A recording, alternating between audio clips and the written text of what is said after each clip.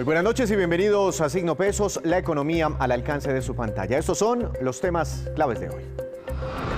Sigue mejorando el mercado laboral. En julio, la recuperación del mercado laboral equivale a casi 3 millones de nuevos empleos generados frente al mismo mes del año pasado. Según el DANE, la desocupación está cediendo, aunque aún no hemos llegado a niveles de la prepandemia. Analizaremos todo este informe con Iván Jaramillo del Observatorio Laboral de la Universidad del Rosario. Polémica por la rebaja en los precios del GLP. Aunque Ecopetrol y el Ministerio de Minas y Energía anunciaron una rebaja en los precios del gas en cilindro, los distribuidores no están seguros de que bajen los precios. Analizaremos la situación, esta gran polémica con uno de los voceros de esta industria. Afectaciones en la industria porcícola. A raíz de la pandemia y también de los bloqueos en las carreteras, la producción, el consumo y los precios de la carne de cerdo han sufrido bastantes cambios. Juan Fernández nos cuenta la radiografía de este importante mercado.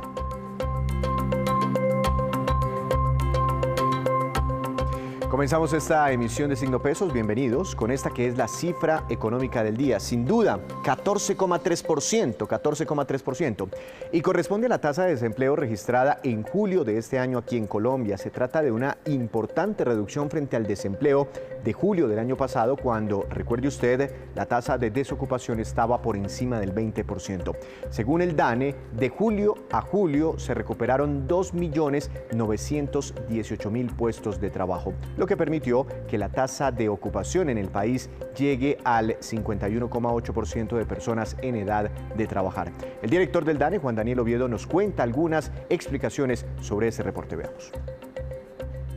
Estamos viendo cómo entre julio del 2021 y julio del 2020 la población ocupada crece en aproximadamente 2.9 millones de personas. Esto significa que podríamos decir que cuando comparamos la foto del mercado laboral de julio del 2020 con julio del 2021, pues 2.9 millones de puestos de trabajo se encuentran nuevamente ocupados a lo largo de esa comparación.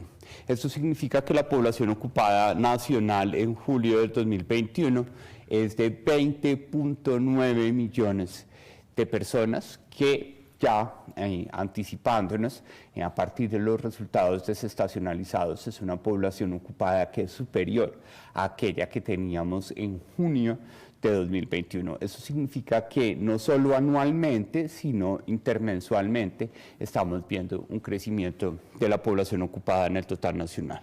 Adicionalmente, con aproximadamente 3.5 millones de personas en situación de desempleo, estamos viendo una corrección importante en donde salen del desempleo aproximadamente 1.074.000 personas en el total nacional.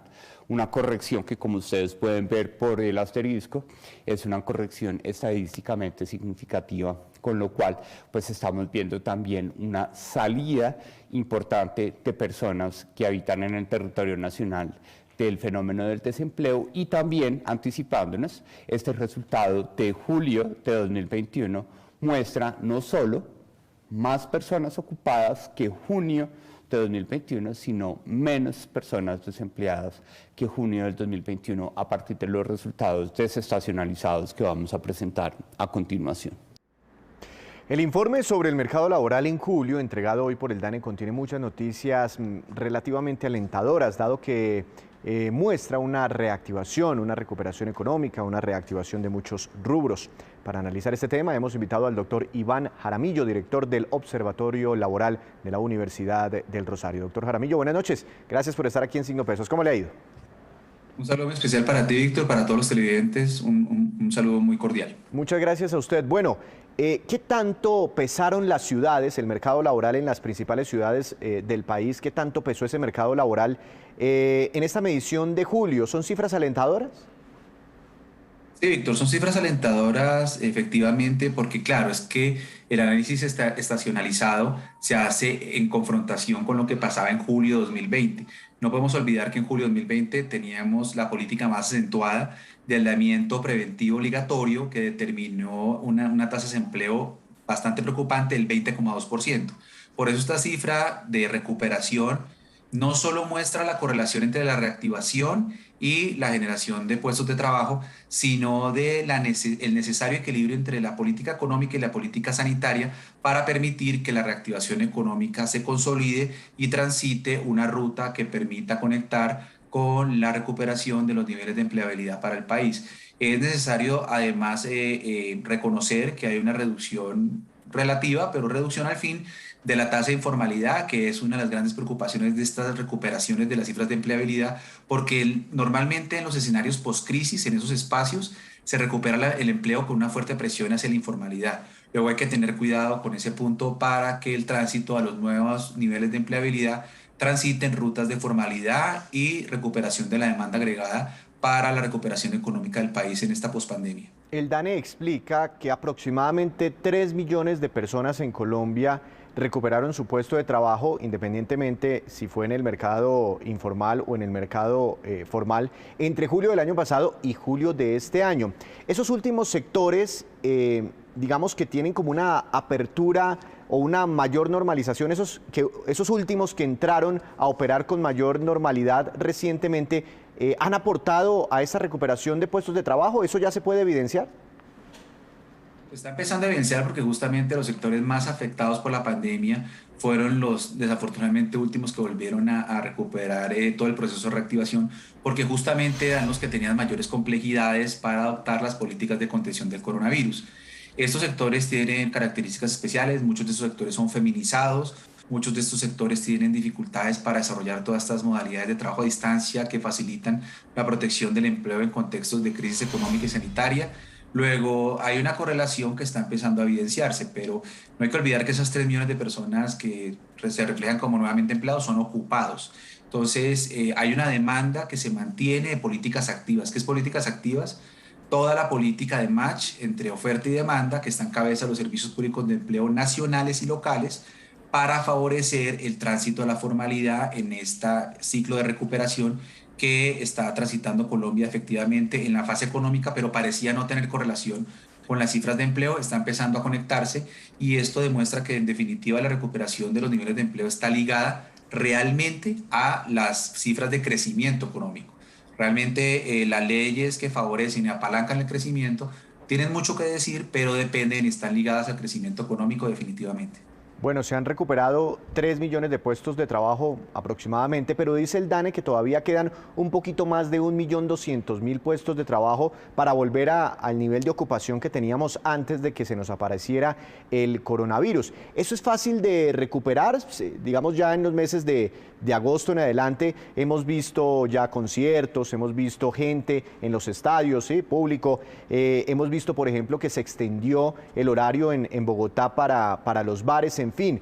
¿Eso es fácil de recuperar? Fácil de recuperar las cifras prepandemia, hay que todavía transitar un crecimiento mucho más consolidado. No hay que olvidar, Víctor, que sí, estamos en 14,3, hace un año estábamos en 20,2, pero previo a la pandemia, en el año 2019, para julio, estábamos en el 10,7% de desempleo, estábamos en 2 dígitos.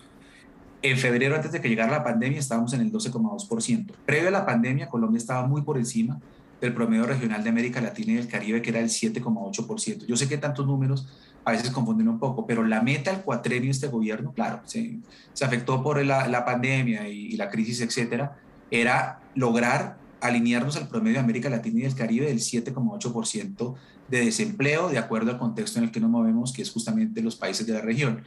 Hay que mantener el esfuerzo de crecimiento constante y va a ser definitivo, Víctor, si esto es fácil o no, más que fácil o no, va a ser definitivo que la política sanitaria sea manejada con suficiente responsabilidad y no haya una demanda de nuevos confinamientos, de nuevos retrasos y ralentización de la reactivación que justamente va a condicionar esa recuperación de los puestos de trabajo que todavía estamos empeñados en recuperar para volver a los niveles prepandemia e intentar nuevamente empezar a alinearnos al marco regional de América Latina y del Caribe en materia de desempleo de un dígito, ojalá por debajo del 8%. Pero eso parece muy difícil teniendo desempleo en este momento por encima del 14%. No lo logramos ni en prepandemia, doctor Jaramillo. Pero bueno, ¿qué tanto depende que eso llegue a ocurrir eventualmente de la variante Delta y de la vacunación en Colombia? Sí, desafortunadamente las proyecciones matemáticas que al menos yo he podido leer indican que en octubre va a haber una fuerte crisis sanitaria por justamente una nueva ola derivada de la variante Delta. Esto está mucho más en el espacio de los epidemiólogos que conocen mucho más de esto que nosotros, pero de ese comportamiento va a depender la confianza en la reactivación, en la recuperación, en el crecimiento económico y en la correlación con políticas activas de empleo.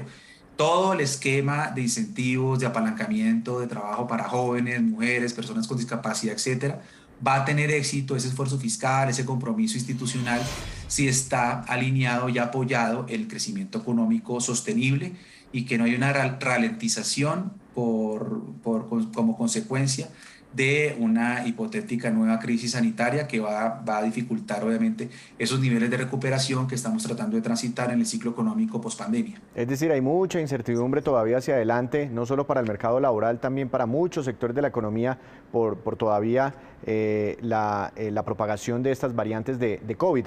Doctor Jaramillo, me pareció entenderle al director del DANE que de esos 3 millones de puestos de trabajo que más o menos se recuperaron entre julio de este año y de julio del año pasado y julio de este año, la mayoría fueron puestos de trabajo recuperados por mujeres frente a los hombres. ¿Esto por qué ocurrió? Sí, esa es una afirmación de la gran encuesta de hogares publicada hoy. Ocurrió porque justamente empezó a reactivarse sectores feminizados que habían tenido una ralentización en la reactivación. Entonces, además de esa reapertura de sectores feminizados, la apertura de colegios pues ha jugado definitivamente un rol determinante para la recuperación de los niveles de empleabilidad en clave femenino, porque justamente este tema del cierre de colegios para controlar la pandemia aumentó desproporcionadamente las cargas de cuidado para las mujeres y eso derivó en una profundización de la brecha ocupacional y salarial. Porque claro, todas estas actividades de cuidado en una cultura prevalentemente machista como la nuestra, pues determinó el aumento de esas actividades de cuidado, la falta de interés de muchos sectores por contratar mujeres en función de este reconocimiento y el tránsito de muchas mujeres a la inactividad, es decir, a los espacios donde ellas ni siquiera están buscando un empleo por el aumento exacerbado de las cargas de cuidado. Yo creo que esos dos factores pueden enumerarse como determinantes de ese resultado. Es, por un lado, apertura nuevamente de colegios y por otro lado, el tema de reapertura de sectores feminizados. Creo que son dos razones que apoyan ese resultado que está evidenciándose de recuperación de la tasa de empleabilidad femenina. Usted ya me dio unas puntadas sobre su opinión respecto a la informalidad laboral en Colombia, es decir, aquellas personas que encuentran un trabajo pero no con todas las condiciones de ley, pues, no prestaciones sociales, etcétera. Más o menos la informalidad laboral está un poquito cerquita al 48%, pero de todas formas en algunas zonas como Cúcuta, Florencia, se ve una informalidad mucho más alta, muchas zonas del país con más de la mitad de su población laboralmente activa informal, los que tienen puestos de trabajo. ¿Cómo ve usted la informalidad en Colombia? ¿Qué hay que hacer? Yo creo que ese es el gran peligro, Víctor, porque es que, insisto, cuando se recuperan niveles de empleabilidad en periodos post-crisis, siempre se evidencia una fuerte presión hacia la informalidad. La gente tiene que vivir de algo, la gente tiene que comer, la gente tiene que trabajar. Entonces, cuando no encuentra un puesto de trabajo, migra hacia la informalidad. Y recuperar a esos trabajadores para la formalidad es muy complejo. ¿Qué hay que hacer? Se ha probado que a través de políticas activas y pasivas, esto dicho en términos simples, a través de los papeles que desempeñan los servicios de empleo nacionales y locales y las políticas pasivas, es decir, ojalá tengamos amortiguadores sociales, respuestas de seguros de desempleo, etcétera, que permitan que las personas tengan un mayor espacio, tiempo y nivel de resistencia para encontrar un empleo. Porque si no tenemos amortiguadores sociales, le hace seguros de desempleo, pues un trabajador necesita un ingreso, entonces va a migrar mucho más fácil a la informalidad que si tiene una tasa de reemplazo que le permite eludir el subempleo, buscar una oferta de trabajo suficientemente apta para sus condiciones y su nivel de preparación, experiencia, etcétera, y va a cerrar muchísimo esa posibilidad de que migren hacia el desempleo. Entonces yo creo que una combinación de políticas activas y pasivas, activas entiéndase políticas públicas a través de los servicios de empleo nacionales y locales, pasivas, entiéndanse, respuestas frente a los supuestos de desempleo, van a favorecer que el tránsito a la recuperación de la empleabilidad esté caracterizado por la formalidad y no por la informalidad que desafortunadamente caracteriza nuestro sistema laboral. Doctor Jaramillo, muchas gracias por estos minutos, por ayudarnos a entender las más recientes cifras del mercado laboral colombiano. Que tenga una feliz noche. Muchas gracias por la invitación, un saludo muy especial para todos ustedes. el tema económico del día, la cifra, la caída que tuvo el desempleo.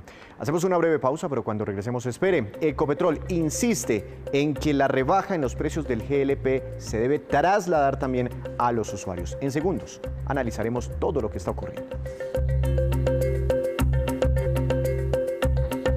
Continuamos en Signo Pesos. Sigue la polémica en el país por la anunciada rebaja en los precios del gas en cilindro. Mientras el presidente de Ecopetrol insiste en que debe haber un alivio para los consumidores finales, el vocero de los distribuidores mayoristas pone en duda que esta rebaja se materialice para las millones de familias que cocinan todavía con gas en cilindro en nuestro país.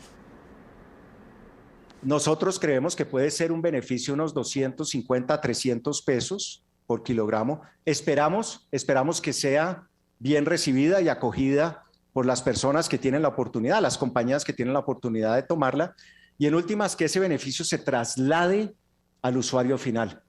Y eso es lo más importante. Es importante aclarar que la medida que tomó la semana pasada la CREC está en proceso de implementación. Ecopetrol debe expedir una serie de reglas, de requisitos, unos formularios para que las compañías que puedan se acojan al nuevo esquema. También se debe aclarar que en este momento no se puede asegurar cuál es el porcentaje de reducción del precio de venta al público, porque parte del GLP que se va a vender es importado, un 25% proviene de los Estados Unidos y tiene un precio mucho más alto que el de Ecopetrol. Pero, ¿qué es lo que está pasando con los precios del gas en cilindro para entender por qué han surgido las alzas y hacia dónde irían los precios en los próximos días? Hemos invitado al vocero de los distribuidores minoristas, doctor Luis Felipe Gómez, director ejecutivo de Agremgas. Buenas noches, ¿cómo le ha ido? Gracias por estar aquí en Signo Pesos. Buenas noches, Víctor. Muchas gracias por la invitación y por abrirnos este espacio para dejarles nuestros comentarios sobre la situación que estamos viviendo en el sector de GLP.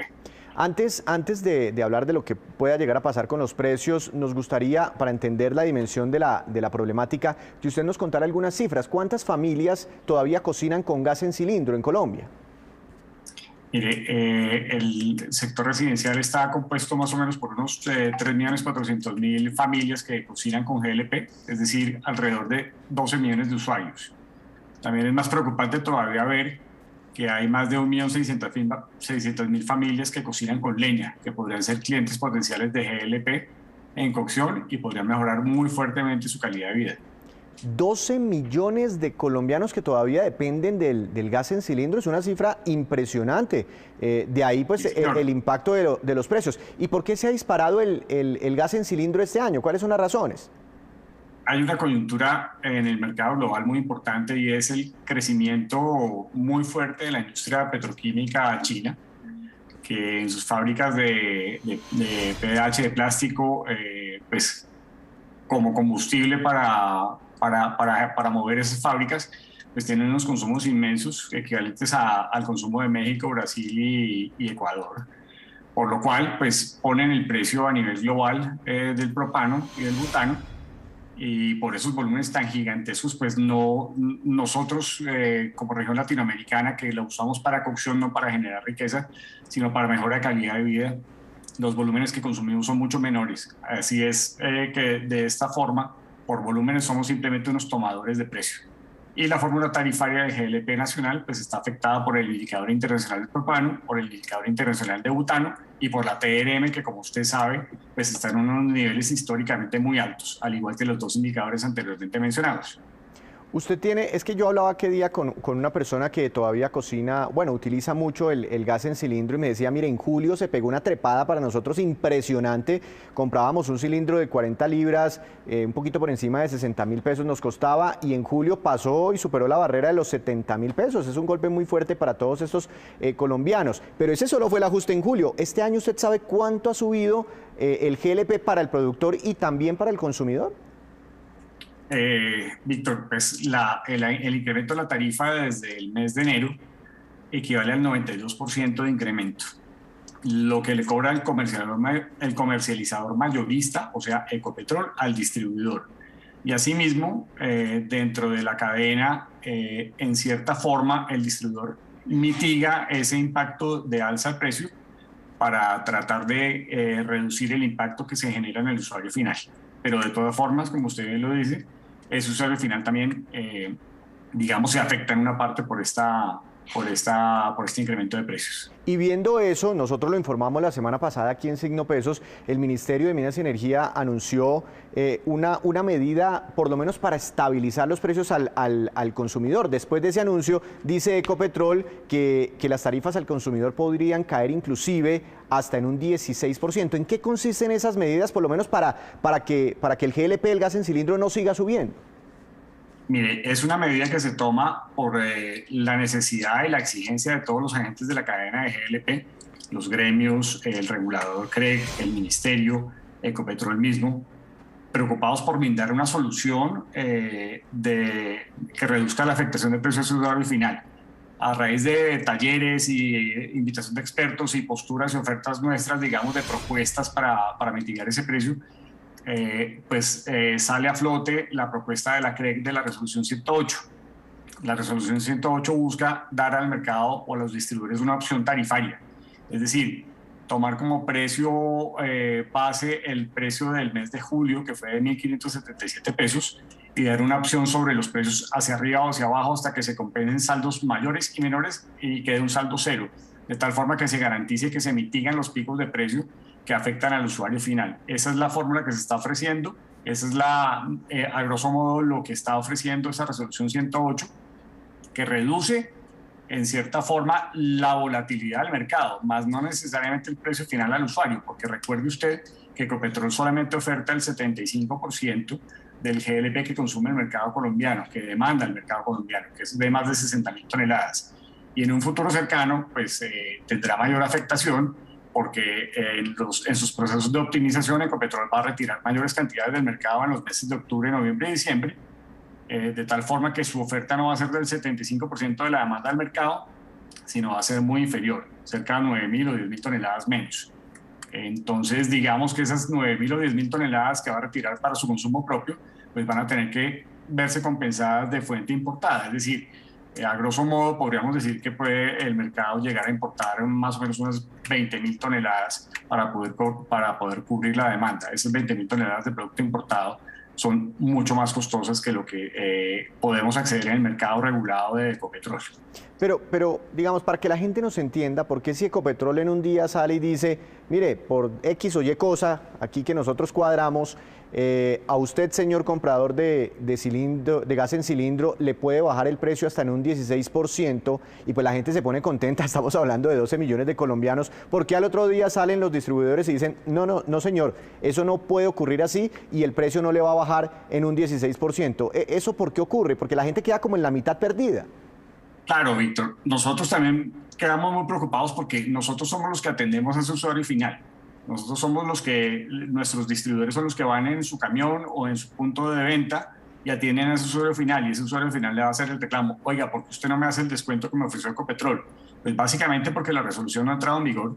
Hay unas condiciones para esa opción tarifaria para los distribuidores que tienen que verse, de acuerdo a lo que establece Ecopetrol, en garantías para esa financiación de esa opción tarifaria, o sea, ese diferencial por encima del precio de julio, una tasa de financiación, porque eso no es gratis. El distribuidor tiene que asumir un compromiso con Ecopetrol a una tasa determinada de interés y unos términos para que ese saldo, por mayor o menor valor, lleguen a ser. Entonces, todo eso está en formación, y la tasa o la opción tarifaria todavía no entra en vigor.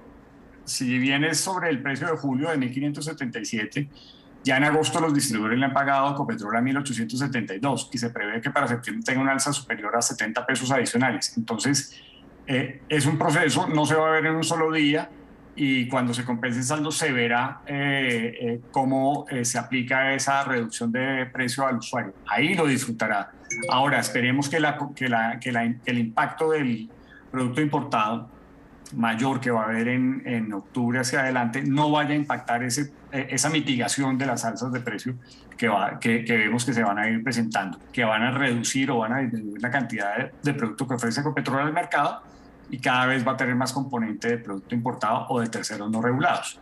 Ahí es donde está el tema. No es tan fácil como decir usted mañana recibe el 16%, porque las cantidades de Ecopetrol en el mercado tienden a ser menores. Ojalá Ecopetrol se preocupara por cumplir con su función social de estimular y ofrecer más cantidades al mercado. Entendemos que tienen obligaciones de optimizar sus procesos, que sus cuentas en los procesos de codilución son muy importantes y los impactan positivamente, pero el GLP tiene un impacto social muy, muy importante en la población más básica y más sensible o más vulnerable de nuestro país. Pues doctor Gómez, muchas gracias por esta explicación. Ojalá puedan agilizar todos estos procesos, pues porque la gente queda ahí como en el limbo y no estamos hablando de los colombianos más ricos, ¿no? Estamos hablando de los 12 millones de colombianos más vulnerables. Ojalá agilicen para que se sienta, no sé si todo el 16%, pero sí una reducción, un alivio para los bolsillos de tantas familias. Muchas gracias, feliz noche.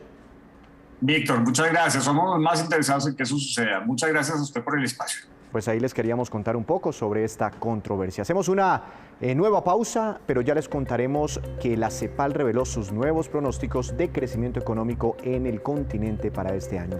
Les contamos cómo le iría a Colombia. Como siempre, a esta hora de la noche llega Juan Fernández, nuestro especialista en el mundo de los negocios. Bienvenido, Juan. Su movida empresarial para esta noche. Adelante. Víctor, buenas noches. Hoy le voy a hablar del negocio de la carne de cerdo, que tiene sus particularidades, pero vale la pena referirse a él, sobre todo como consecuencia de todos estos taponamientos constantes de la vía al llano, una de las regiones que más produce ese tipo de carne y donde proviene el 50% de la que se consume en Bogotá. Cada semana se mueven más de 1.300 toneladas entre el llano y Bogotá, pasan por lo menos en viajes de ida y vuelta no menos de 20 tractomulas. El resultado de los cierres, por supuesto, incrementos del orden del 25% en el precio del producto. Juan, ¿y cómo se está moviendo el negocio de la carne de cerdo aquí en el país?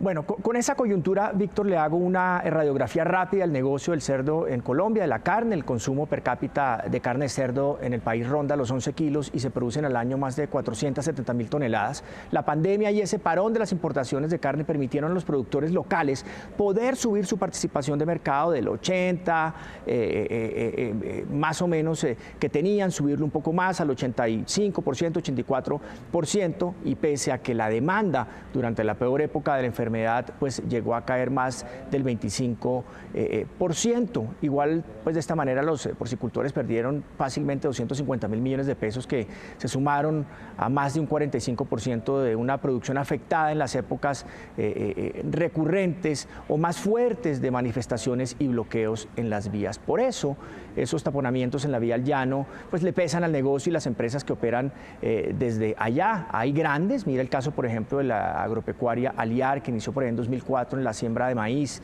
y soya para producir alimento precisamente que sirviera para la cría de cerdos. A la cabeza está Jaime Liévano, son ellos los de una marca popular que se llama Facenda. Es un grupo que vende más de 500.000 millones de pesos al año y esa cría de cerdos, y costos pues de llevar la carne en viajes de hasta 20 horas por unas rutas distintas a Bogotá, pues aumenta los costos. El año pasado esa empresa perdió plata por el COVID, por los cierres, como los de la carretera al llano, más de 20.000 millones de pesos, y este año empezaron a recuperarse, pero los cierres pueden golpearlos nuevamente, así como otras compañías. Y esta, pues es, Víctor, la movida de hoy sobre este negocio de la carne de cerdo y el impacto que tienen los taponamientos en las vías, ejemplo, la vía al llano.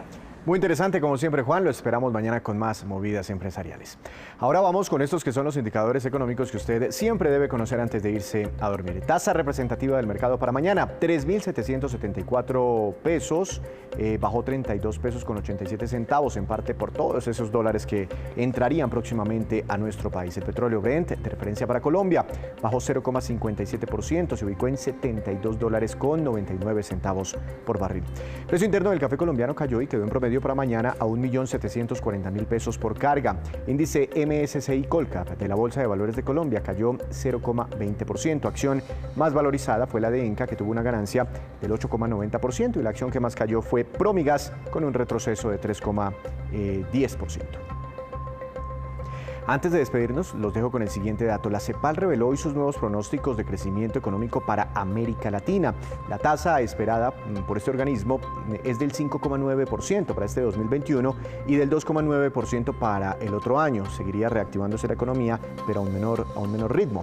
Los países que más crecerían este año son Guyana, 16%, Panamá, 12%, Perú, 10,6%, Chile, 9,2%. Más abajo aparece Colombia, con un crecimiento esperado por la CEPAL del 7,5% según estas nuevas proyecciones. Aún así, la CEPAL está aumentando la proyección para nuestro país. Así terminamos por hoy, pero los esperamos mañana con toda la información económica que usted necesita saber. Esto es Signo Pesos, la economía al alcance de su pantalla. Que tenga una feliz noche.